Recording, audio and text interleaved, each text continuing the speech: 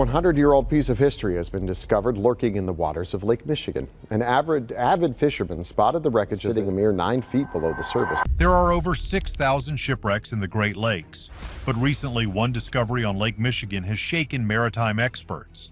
A fisherman's sonar revealed a massive unknown wreck. The problem? It doesn't match any registered vessel. It's a ship that on paper does not exist. This isn't just a random find, it's a historical black hole. How did it sink? Why was it never recorded? And what secrets did it take to the bottom? The truth behind this ghost of the lake is more shocking than anyone imagined. What the lake was hiding. His boat was his escape, a modern machine packed with high-tech gear. We're talking GPS, multiple screens, and a sonar unit that was nothing short of a window to the bottom of the lake. What most people don't realize is that these modern fish finders are almost identical to the expensive tech that professional treasure hunters use. They don't just find fish, they paint a detailed three-dimensional picture of the lake bed. They send down thousands of pings of sound every minute, and the echoes that bounce back are translated by a computer into an image. You can see rocks, you can see weeds, you can see drop-offs, and you can definitely see a cluster of bass. And that's all Thus was looking for. A good spot. A place to cast his line. He was scanning, his eyes half watching the screen as it scrolled by, painting a real-time map of the bottom. The usual bumps, the usual ridges, the occasional small flicker of a fish, and then something else. Something that was not usual. It started as a small blip, but as the boat moved, the blip grew. It became a shape, a long, hard, artificial shape. It wasn't a cluster of bass, it wasn't a pile of rocks. It was, without a shadow of a doubt, a shipwreck. Now, finding a wreck in Lake Michigan isn't that crazy, and that's putting it lightly. The Great Lakes are, collectively, the largest freshwater graveyard on the planet. Some experts say there are over 6,000 wrecks spread across the 5 lakes. Think about that. 6,000 ships. These lakes, especially Michigan, are known for their sudden, violent storms that can whip up 20-foot waves in minutes. Waves that come fast, one after another, with no time for a ship to recover. What most people don't realize is that for over a century, these lakes were the main highways for America's expansion. Before trucks, before major highways, this was how you moved everything. Lumber, iron ore, copper, grain, and that highway was unbelievably dangerous. An estimated 30,000 souls have been lost on the Great Lakes. So, thus knew wrecks were out there. But here's the deal. He was in a well-traveled part of the lake. This wasn't some remote, uncharted bay. This was Wisconsin. People fish here every single day. Most of the big known wrecks have been found. They've been mapped by archaeologists and amateur divers. They're marked on digital charts. They are, for the most part, known quantities. Thus, a guy who knows these waters like the back of his hand immediately pulled up his own digital charts. He checked his GPS location. He looked for the little icon, the known wreck symbol that should have been right where he was, and nothing. Zero. Zilch. The spot where his sonar was painting a clear, unmissable picture of a sunken ship was, according to every official record, completely empty. The crazy part is what he was seeing on the screen. It wasn't just a pile of junk or a few scattered planks. His sonar was showing clear, defined shapes. He could see wood. He could see structure. He kept passing over it again and again. The object was massive, way bigger than his boat. He estimated it was well over 100 feet long. This was the exact moment the day stopped being about fishing. Thus wasn't just looking at a sonar anomaly, he was looking at a ghost, a phantom ship that the history books had completely missed.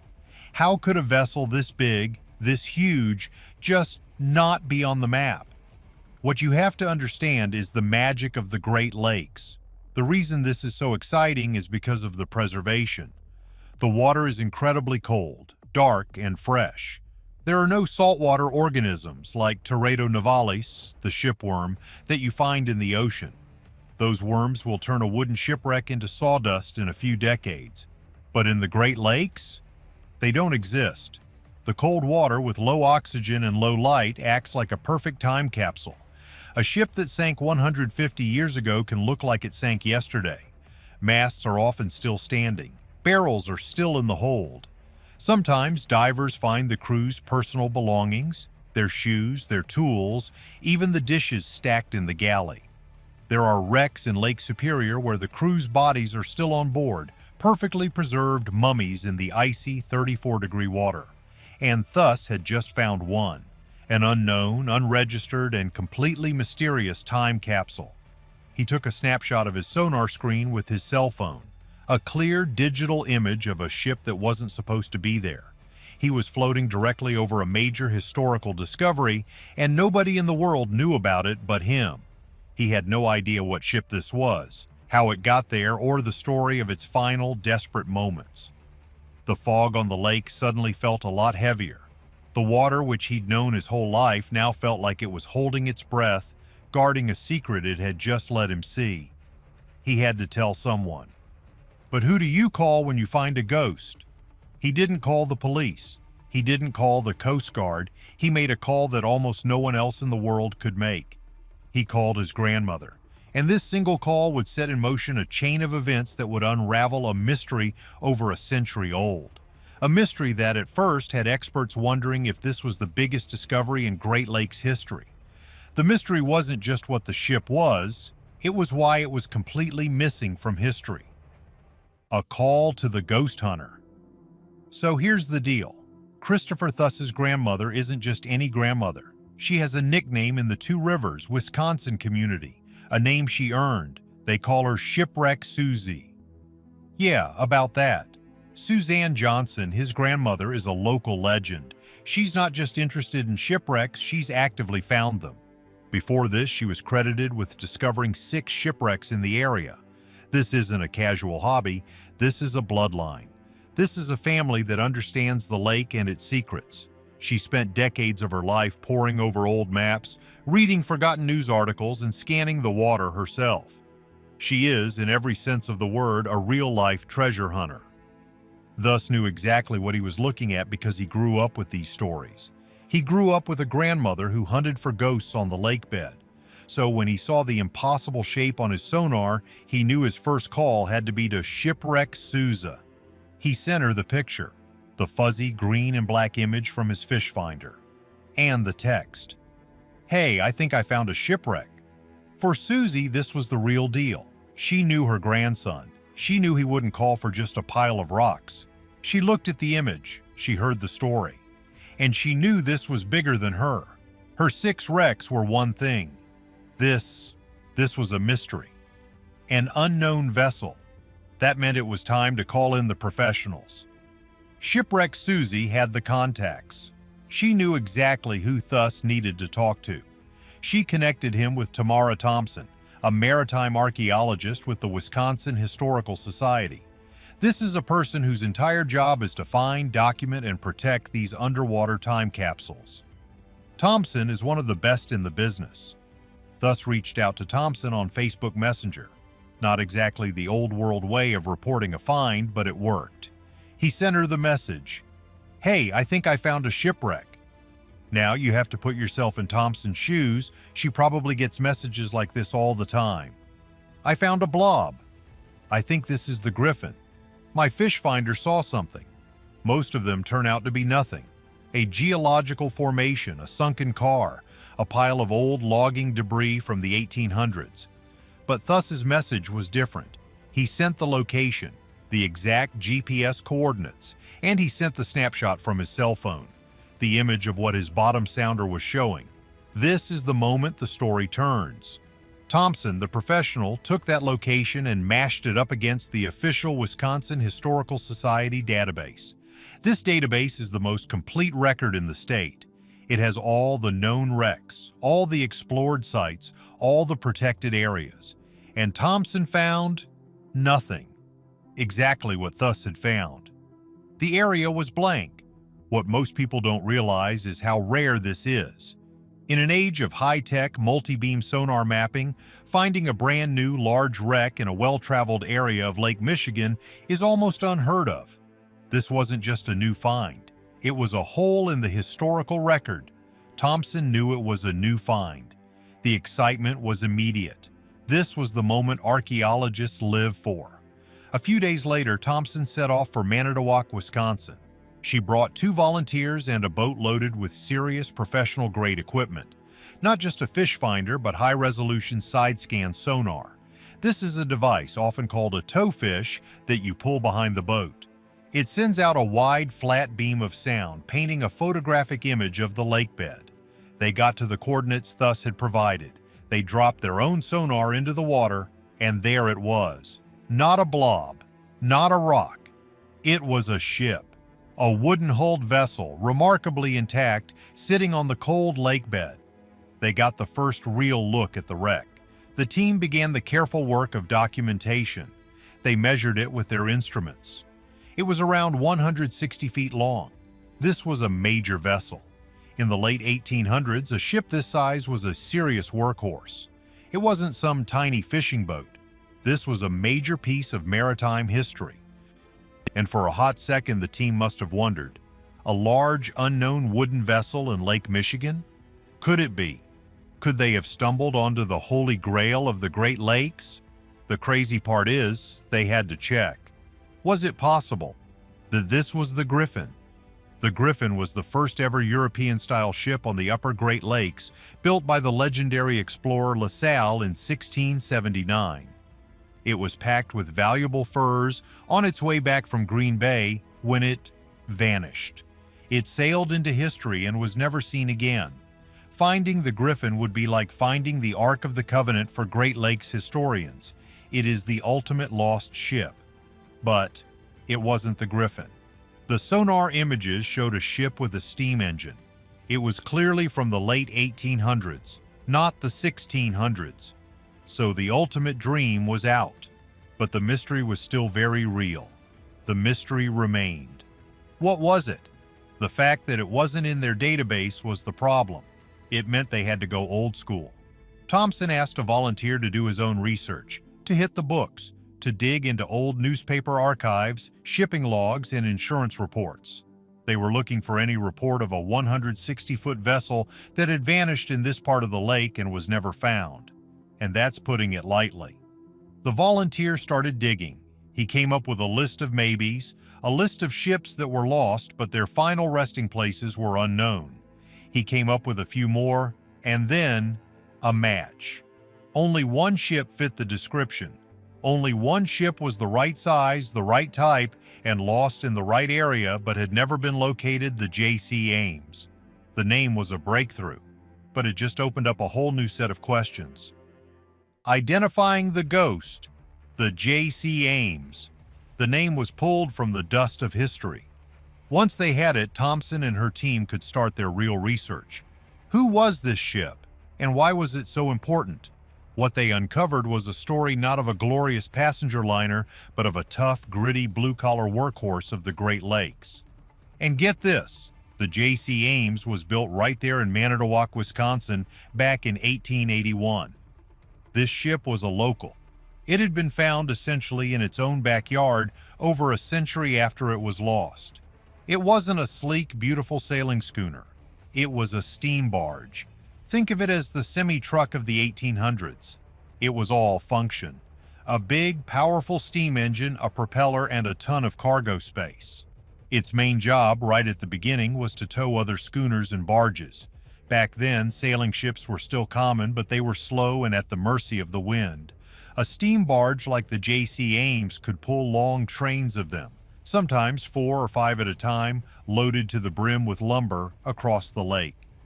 The crazy part is just how much lumber we're talking about. In the late 1800s, Wisconsin and Michigan were being clear-cut.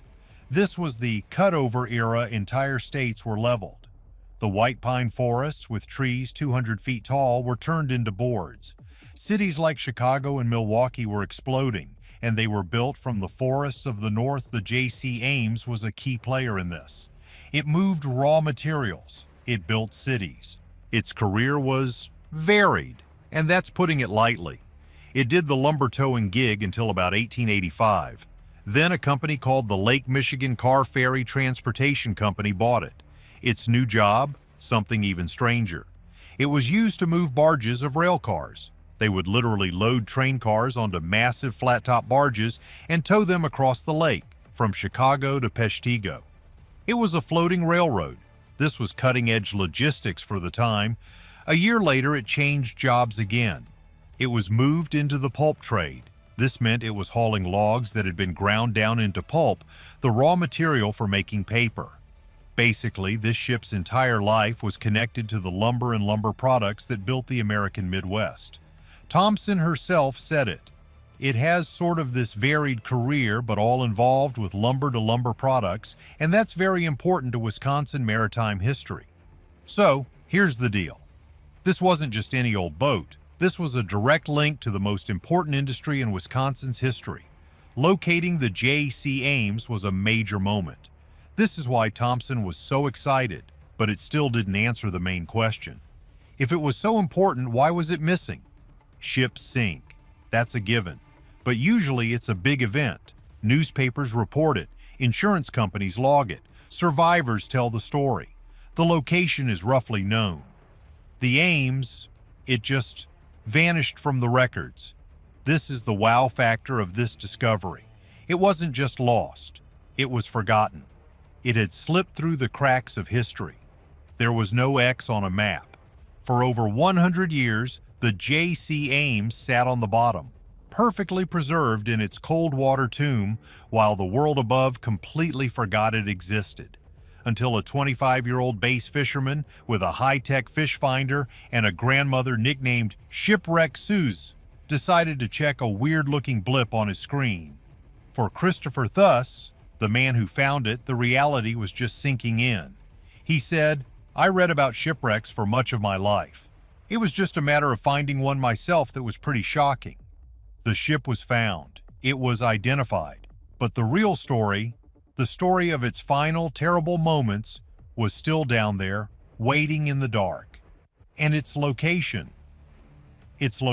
puts it right in the middle of one of the darkest, most terrifying legends on the Great Lakes. This wasn't just a random sinking. The Ames was found in a part of the lake that has a very, very dark reputation. The Triangle's newest victim. Everyone's obsessed with the Bermuda Triangle, that patch of the Atlantic where ships and planes supposedly vanish. But what most people don't realize is that the Great Lakes have their own. It's called the Lake Michigan Triangle, and it's not just a cute nickname. It's a very real area stretching from Manitowoc, Wisconsin, where the Ames was built, across the lake to Ludington, Michigan, and south to Benton Harbor. And the J.C. Ames was found right on the edge of this zone. The stories from this triangle are absolutely bone-chilling. We're not just talking about ships sinking in storms. We're talking about disappearances so strange, so complete, that they defy all explanation. The most famous case? Northwest Airlines Flight 2501. Yeah, about that. In June of 1950, a DC-4 passenger plane with 58 people on board was flying from New York to Seattle. It was a clear night. The plane was in perfect working order. The last radio transmission from the pilot, Captain Robert Lind, was calm. He requested to drop his altitude, possibly to get under some turbulence. Air traffic control denied the request. And then, silence. The plane vanished. It never arrived in Seattle. It just disappeared from radar right in the middle of the Lake Michigan Triangle. A massive search was launched. The Coast Guard found an oil slick. They found some small debris, a seat cushion, a few pieces of luggage, but they never found the plane. They never found the fuselage, the engines, the wings, and they never found a single one of the 58 passengers. It remains the worst commercial air disaster in America at the time, and to this day the main wreckage has never been found. It's just gone. But it started long before that. Go back to 1891 with the schooner Thomas Hume. It sailed out of Chicago empty, heading for Muskegon to pick up a load of lumber. It was sailing with two other schooners. A storm blew in. The other two ships made it. The Thomas Hume didn't. It vanished along with its entire crew of 7. Not a single piece of wreckage, not a lifeboat, not a scrap of wood. It was as if it had been erased from the face of the earth. Or what about the Rosabelle? In 1875, the Rosabelle was found capsized and floating in the triangle. That's not the weird part. The weird part was the entire crew was gone. But the ship's lifeboat was still securely attached. They didn't abandon ship. So what happened? Where did they go? And then there are the legends. Sailors for over a century have told stories about this part of the lake. Stories of rogue fogs that appear on clear days. Fogs that are so thick they choke the air and block out the sun. Stories of compasses spinning wildly, of electronic equipment failing for no reason. Some have even reported lost time, sailing into a patch of water and emerging hours later with no memory of what happened. So, here's the deal. The J.C. Ames, a ship that was so completely lost to history that it didn't even have a dot on a map, was found right in the backyard of this infamous, terrifying vortex. Is it possible that the Ames wasn't just a victim of a simple storm? Was it a victim of the same phenomenon that claimed Flight 2501? Did it sail into one of those rogue fogs? Did its compass stop working? The thing is, we're talking about a steamship, but in the 1800s, a compass was everything. If your compass suddenly started spinning, you were blind. You wouldn't know which way was land. You could, and many did, steam in circles until you ran out of fuel, or worse, straight into a shoal. The discovery of the J.C. Ames is a huge historical win, but its location adds one more name to the terrifying and very long list of victims of the Lake Michigan Triangle. The triangle is one theory, but there are others, darker theories that don't involve ghost fog but human greed. Why was it really lost? We're all watching this and we're looking for a mystery. So let's ask the question. We have the official story that the J.C. Ames was just a workhorse, it sank in a storm, and everyone forgot. Does that feel right? A 160-foot ship? Its owners just shrugged? The newspapers just didn't report it? Or are we missing a key detail? The thing is, when a ship just disappears from the records, it's not always an accident. Sometimes it's on purpose. This opens up a whole new can of worms. Let's look at the wild theories. Wild theory number 1, the insurance job. This is a classic, and that's putting it lightly. In the late 1800s, the shipping industry was brutal. Companies popped up and went bankrupt in the same year. A ship was an asset, but it was an expensive asset. It needed constant repairs. The engine, the hull, the boilers, it was a money pit. What if the J.C. Ames was at the end of its life? What if it was old, leaky, and the engine was shot? It might be worth more at the bottom of the lake than it was floating. Think about it. The owner, facing a massive repair bill, hires a scuttling crew, a skeleton crew that knows the real plan. They sail the ship out to one of the deepest parts of the lake. They open the seacocks, the valves that let lake water in, and they just let it sink. They row away in a small boat, get picked up, and tell a story about a terrible sudden storm that came out of nowhere. The ship sinks perfectly to the bottom. The owner files the insurance claim. He gets a brand new, shiny ship. And the J.C. Ames, it becomes a ghost. This would explain why it wasn't on the maps. The owners would have filed a false report about where it sank to throw off the insurance investigators. It was lost because it was meant to be lost. Wild theory number 2, the cover-up. This one is even darker. The J.C. Ames had a varied career. It worked in the lumber trade. What if it wasn't just hauling legal lumber? The late 1800s was the age of the lumber barons. These guys were ruthless. They were known for timber poaching, which is just a nice way of saying they stole millions of dollars of trees from public land. They would clear-cut a whole forest that didn't belong to them. What if the Ames was involved in this? What if it was a smuggling ship moving stolen lumber, or maybe even illegal alcohol or other contraband? And what if it got caught? Or was about to get caught? Maybe it sank by accident and the owners were just relieved. They didn't want anyone to find it. They didn't want investigators looking at its cargo. They were happy to let it disappear. They bribed a few people, paid off a newspaper, and the J.C. Ames just never existed. Its sinking was a problem that solved itself. Wild theory number 3, the magnetic anomaly. This one sounds like science fiction, but it's grounded in real science. The Great Lakes are old. The bedrock beneath them is full of iron. In fact, the Iron Range in Minnesota and Michigan is one of the richest iron ore deposits on Earth. What if, and this is a big what if, there are hot spots on the bottom of Lake Michigan? Places where the concentration of iron ore is so intense that it creates a massive geomagnetic anomaly. A place that would, literally, pull a compass needle in the wrong direction. The J.D. Ames is a steam barge. Its compass would have been its eyes. If it sailed over one of these magnetic dead zones, the captain would be lost. Not just a little lost, completely blind.